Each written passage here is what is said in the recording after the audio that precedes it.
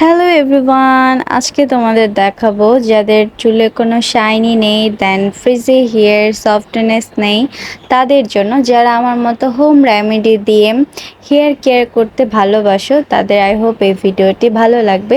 আজকে দেখাবো ইজিলি কিভাবে হোম রেমেডি দিয়ে তুমি ঘরোয়াভাবে কেরাটিন ট্রিটমেন্ট করতে পারবে। এর জন্য আমাদের প্রথমেই লাগবে লেডি ফিঙ্গার আমরা ভালো করে ওয়াশ করে নিয়ে দেন আমরা ছোট ছোট করে কেটে নিব। আমি যেহেতু দুজনের জন্য বানাচ্ছি, আমি এর জন্য 10-12টা নিয়ে নিচ্ছি। একজনের জন্য হলে 4-5টা হলেই হবে।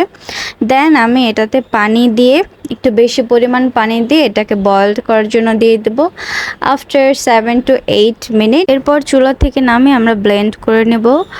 পানি যত রাখবো আমাদের প্যাকের পরিমাণটা ততই বেশি হবে। দেন সুন্দর করে আমরা ছাঁকনি দিয়ে ছেঁকে নেব। এরপর আমি নিয়ে নেব হচ্ছে রাইস ফ্লাওয়ার আমি ভালো করে একটু পানি দিয়ে মিক্স করে নিব। মিক্স করার পর আমি এখানে 4 চামচ নিয়ে নিয়েছি, তো তোমরা একজনের জন্য হলে 2 চামচ নিলেই হবে।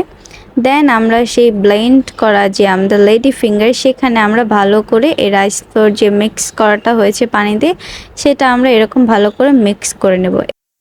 তারপর আমরা আবারও চুলায় দিয়ে নেব লো হিটে, আস্তে আস্তে করে কন্টিনিউয়াসলি নাড়তেই থাকবো।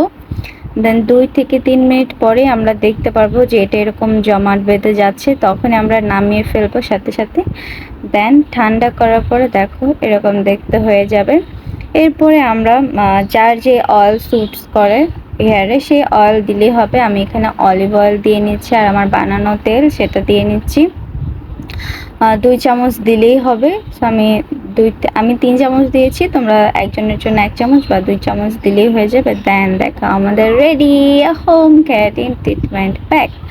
সো এইটা তোমরা কিভাবে দিবে, এটা চুল ডিভাইড করে একদম স্ক্যাল্প থেকে একদম আগা পর্যন্ত তোমরা দিতে পারো, যেহেতু এটা ন্যাচারাল, কোনো প্রবলেমই হবে না।